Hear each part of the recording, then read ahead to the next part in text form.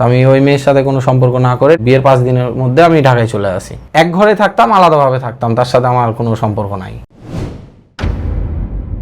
ছোটবেলা থেকে আমি ফ্যামিলির মধ্যে খুব বাবা মায়ের অনেক আদরের, খুব ভালো মতো এই জীবন চলছিল আমার ফুফাতো ভাই হঠাৎ করে অসুস্থ হয়ে যায়, হসপিটালে নেয় তাকে। তখন আমি তাকে হসপিটালে দেখতে যাই। হসপিটালে দেখতে যাওয়ার পর একটা মেয়েকে দেখি, সে হসপিটালে একটা মেডিকেল স্টুডেন্ট ছিল, সে দেখা যাচ্ছে যে ওখানে পড়াশোনা করতো। তাকে দেখে আমার মায়া কিংবা ভালোবাসার একটা যে ইটা থাকে সেটা তখন শুরু হলো। দেখার পর তার কাছে আমি যাই আর কি, কাছাকাছি যাই তার সাথে কথা বলার জন্য। সে আমার কথা শুনে বুঝতে পারলো যে সে আমার এলাকার। বললো যে কি অবস্থা, আপনি তো আমাদের জেলার, কি হয়েছে? আমি বললাম যে আমার ফুফাতো ভাই অসুস্থ, আমি হসপিটাল থেকে চলে যাব, কিন্তু তাকে দেখে আর গেলাম না, যে আমি থাকলে হয়তো দেখতে পাবো, তার সাথে কথা বলতে পারবো। তাকে দেখার জন্য আমি ওখানে থেকে গেলাম। তো 3 দিন হয়ে গেছে হসপিটালে থাকা। তখন আমি তাকে নাম্বারের জন্য বলি আর কি, যে আপনার নাম্বারটা পাওয়া যাবে? সে বলে যে আচ্ছা ঠিক আছে, নাম্বার দিই, সমস্যা নাই। তো নাম্বার যখন সে দিল আমাকে, আমি বললাম যে রাত 9টার সময় কল দিব। তখন আমি হসপিটালে, সে বাসায় চলে গেছে, আমি হসপিটালে আছি। ফোন দিলাম 9টার দিকে, সে বলল যে আপনার কলেরই অপেক্ষা করছিলাম। কথা শুরু করলাম, প্রথমেই বললাম যে আমি আপনাকে দেখে ভালোবেসে ফেলেছি, আপনি কি বুঝতে পারেন? তো বলছে আসলে এটা তো হয় না ভাইয়া, আপনার সাথে আমার যায় না। এভাবে ডিরেক্টলি বলতেছে যে আপনার সাথে আমার যায় না। আমি একটা সাধারণত চাকরি করি, আর সে মেডিকেলে পড়াশোনা করতেছে, তার বাবার অনেক আর্থিক অবস্থা ভালো আছে, আমার নাই। সেজন্য সে আমাকে ডিরেক্টলি হিট করলো যে না, আপনার সাথে আমার যায় না। আমি কথাটা শুনে কষ্ট পেলেও তারপরও আমি তার প্রতি আসক্ত, এই জন্য চেষ্টা চালাই, হাল ছাড়ি নাই। 7 দিন পর যখন আমি হসপিটাল থেকে চলে আসলাম, তো তাকে আমি ফোনে কথা বলি। সে আমাকে বলে যে আপনি যদি এই কাজটা করতে পারেন, রাত 9টার পরে যদি আপনি আমার হসপিটালে আসতে পারেন, তাহলে আমি ভাববো যে আপনি আমাকে ভালোবাসেন। রাত 9টার পরে ওই হসপিটালে ঢোকা কোনোভাবে সম্ভব না, কারণ গেট পাস ছাড়া ওখানে কেউ ঢুকতে পারে না। অনেক সিকিউরিটি আছে, পুলিশ থাকে গেটের কাছে। তা আমি বললাম এটা কিভাবে সম্ভব? তো সে আমাকে বললো যে আপনি যদি এই চ্যালেঞ্জের মোকাবেলা করতে পারেন, তাহলে আমি ভাববো যে আপনি আমাকে ভালোবাসেন। তারপর আমি রিস্ক নিয়ে ওখানে চলে যাই রাত 9টার পরে। গেটের কাছে যে কোনোভাবে ঢোকা সম্ভব না। যাওয়ার পর বাউন্ডারি দিয়ে একটা জানলা ছিল, ওই বাউন্ডারির ওপরে উঠলে জানলার ওই যে সানসেট আছে না, সানসেটের ওপর উঠা যায়। ওই সানসেট দিয়ে তখন একটা বারান্দায় উঠছি। ওখান থেকে তখন ওপরে 3 তলায় গেছি, ঢুকে গেছি। যে ওখানে যেখানে ও ডিউটি করতো ওখানে ডাইরেক্টলি চলে গেছি। আমি যখন ওখানে চলে যাই, ও কিন্তু অবাক হয়ে গেছে। তখন আমাকে বললো যে এখন বাসায় চলে যান, বেশিক্ষণ থাকলে সমস্যা হবে, আপনি চলে যান, আপনার সাথে আমি ফোনে কথা বলবো। ফোনে বলে যে দেখেন, আপনার সাথে আমার কথা বলাও সম্ভব না, আর এই সম্পর্কটা কন্টিনিউ করাও সম্ভব না। তারপরে এই কথাটা শোনার পর মনে করেন যে যেরকম মানুষের সবকিছু হারিয়ে গেলে যেমন কেমন যেন হয়ে যায়, কাজে আর কোনো কিছু ভালো লাগলে না, খাওয়া দাওয়া ছেড়ে দিলাম। আমাকে বোঝাতে লাগলাম আমি তোমাকে ছাড়া বাঁচবো না, দেখো আমি তোমাকে ভালোবাসি। এরকম পাগলামি শুরু করলাম, বাসায় থাকি, কান্দাকাটি করি।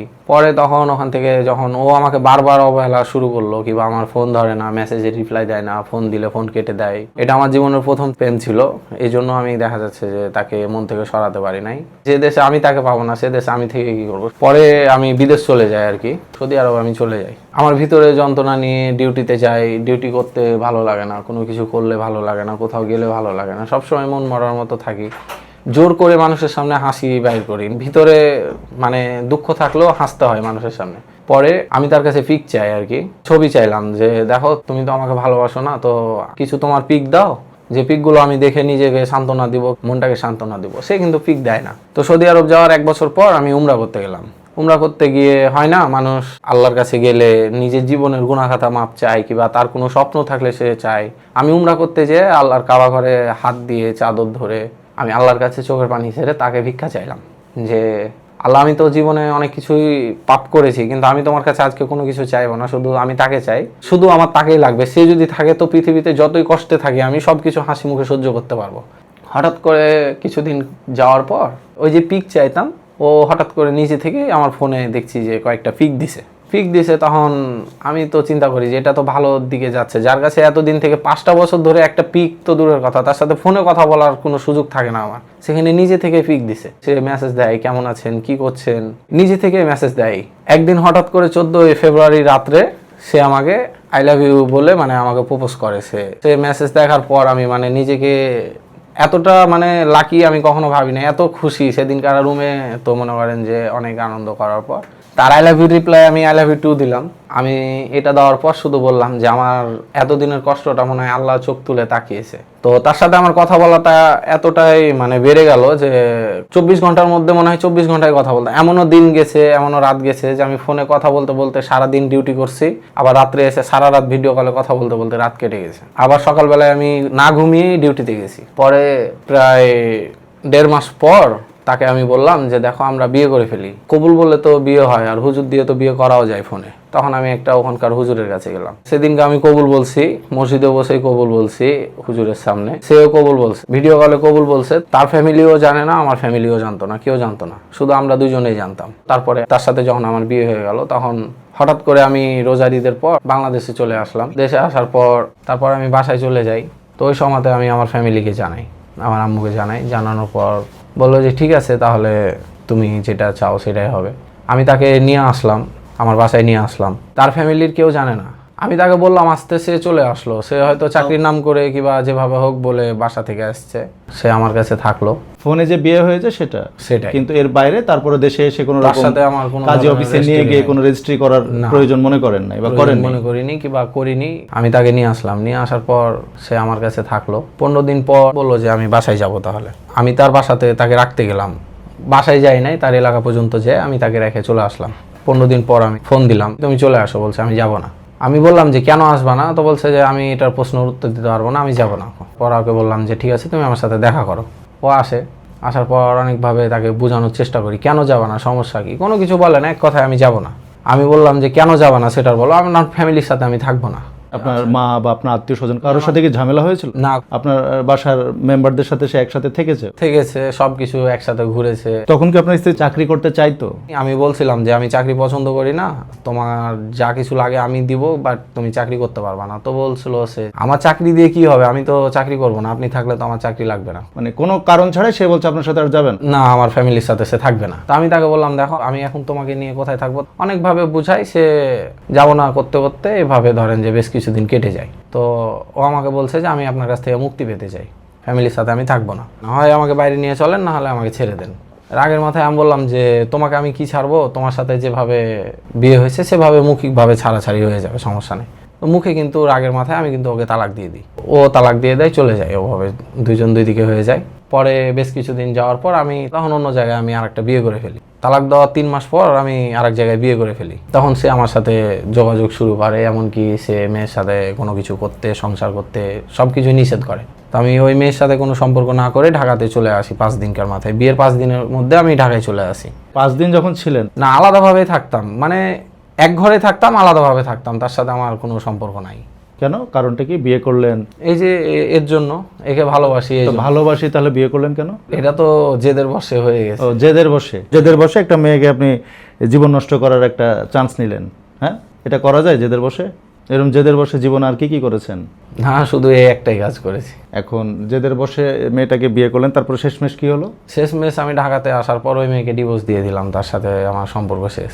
আইনগতভাবে ডিভোর্স দিলেন? হ্যাঁ, আইনগতভাবে ডিভোর্স দিয়েছি। তারপর আবার সেই আগের যে কথিত বউ, জি, তার সাথে সংসার শুরু করলেন? তার সাথে সংসার করি নাই। যখন আমি তাকে ডিভোর্স দিয়ে দিলাম, তার আসার কথা ছিল। মানে সে বলেছিল যে একে ডিভোর্স দিলে আমি আসবো? হ্যাঁ, সে আসবো আর কি, সে আসতে চায়, সংসার করতে চায়, থাকতে চায়। ওকে ডিভোর্স দেওয়ার পর সে আর আসলো না। সে চাকরি আমাকে দেখিয়ে চাকরিতে জয়েন করলো আর কি। আমি তাকে বোঝানোর চেষ্টা করি, তার জন্য অপেক্ষা করি। তাকে আমি বলি যে আমি তোমার জন্য সব কিছু ছেড়ে দিলাম, ফ্যামিলি ছেড়ে দিলাম, তুমি যাদেরকে পছন্দ করতে না সবাইকে ছেড়ে দিয়েছি, তোমার জন্য একটা বিয়ে করেও আমি ছেড়ে দিয়েছি। তুমি যদি এখন আমাকে ছেড়ে দাও, তাহলে এটা তুমি আমার প্রতি প্রতিশোধ নিলা। আমি কি ছাড়তে বলেছি আপনাকে? উল্টে গেল, ও আমাকে ছাড়েও না, আমাকে ধরেও না। এখনো যোগাযোগ আছে আপনার সাথে তার? যোগাযোগ এই ঈদের সময়তে হয়েছিল, ঈদ থেকে আর কোনো যোগাযোগ নাই। আপনিও কি আশায় আছেন এখনো প্রথম স্ত্রীকে আবার আপন করে নেবেন, এরকম আশায় আছেন?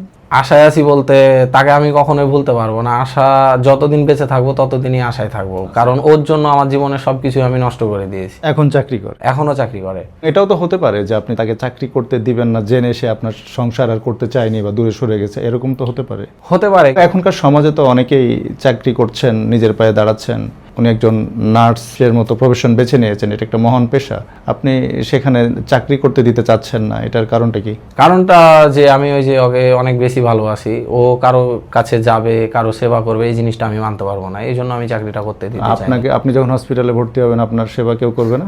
সেটাও তো কারো বোন, কারো স্ত্রী। তো ওই সেবাকে আপনি এভাবে দেখছেন কেন? নেগেটিভভাবে দেখার কারণ কি? এগুলো তো একটা মানসিক সমস্যা। আমার মনে হয় আপনার মানসিক ট্রিটমেন্ট নেওয়া উচিত। মানসিক ট্রিটমেন্ট আজকাল কম খরচেই বিভিন্ন সরকারি হসপিটালে পাওয়া যায়।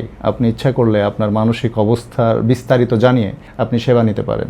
আপনি আপনার জীবনে স্থির না, আপনি অস্থির, এবং জিদের কারণে জীবনে বহুত ক্ষতি আপনি করে গেছেন। এটা ঠিক যে আমি জেদের কারণে আমার জীবনে সবকিছুই নষ্ট করে ফেলছি এবং এখনও করছেন।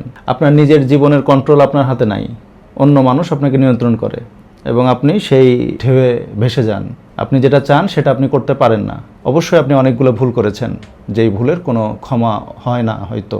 প্রথম কথা, আপনি ফোনে বিয়ে করেছেন সৌদি আরবে থাকা অবস্থায় যাকে, সেই বিয়েটাও ঠিক মতো বিয়ে হয়নি, কারণ ফোনের মাধ্যমে বিয়ে এটা আইনগতভাবে হয় না। তো দেশে আসার সাথে সাথে আপনি নতুন করে কাজী অফিসে গিয়ে নতুন করে বিয়ে করতে পারতেন, যেই চেষ্টা আপনি করেননি বা করতে চেয়েছেন, পারেননি। প্রথম স্ত্রী উনি একজন সেবিকা ছিলেন, নার্স ছিলেন। উনি যখন পড়াশোনা করেছেন অবশ্যই কোনো না কোনো হসপিটালে বা ক্লিনিকে উনি অবশ্যই চাকরি করার ইচ্ছা নিয়ে পড়াশোনা করেছেন। তো আপনি সেখানে বড় বাধা হয়ে দাঁড়িয়েছিলেন যে আপনি কোনোভাবেই তাকে চাকরি করতে দিবেন না, কারণ আপনি চান না আপনার স্ত্রী কারো সেবা করুক। আর দ্বিতীয় যে বড় ভুলটা করেছেন, আপনি হুট করে জিদের বশবর্তী হয়ে আরেকজন মেয়েকে যে আপনি বিয়ে করেছেন, এটা আপনার জীবনের সবচেয়ে বড় ভুল ছিল। এবং কোনো রকম তার সাথে সংসার না করে কয়েকদিনের মাথায় তাকে আবার আপনি ডিভোর্সও দিয়েছেন এবং এখন অপেক্ষায় আছেন প্রথম স্ত্রীর, যেটা কখনোই সম্ভব না। আমার কাছে মনে হয় আপনি সব কিছু ঝেড়ে ফেলে নতুন করে একটু চিন্তা করেন, একটু ধীরস্থির হন, যে চিকিৎসা নেওয়ার কথা আপনাকে বলা হয়েছে সেই চিকিৎসাটা গ্রহণ করেন এবং নিজের জীবনকে সুন্দরভাবে জীবনযাপন করার চেষ্টা করেন, নিজের জীবনকে সাজানোর চেষ্টা করেন। আর আপনার এই সমস্যাগুলোর কথা পরিবারের সবার সাথে একটু ডিসকাস করেন। পরিবারের আপন যারা আছেন, যাদের সাথে আপনি কথা বলতে পারেন, তাদের সাথে আপনি আলাপ করেন, কথা বলেন যে আপনার কি সমস্যা হচ্ছে, তাদের পরামর্শ নিন এবং একটু জীবনকে গোছানোর চেষ্টা করেন। এখন আপনার জীবন গড়ার সময়, এই সময় আপনি যা কিছু করতেছেন পুরোটাই ভুল। তো আপনার জন্য দোয়া, শুভকামনা। আজ এই পর্যন্তই। ধন্যবাদ সবাইকে। আসসালামু আলাইকুম।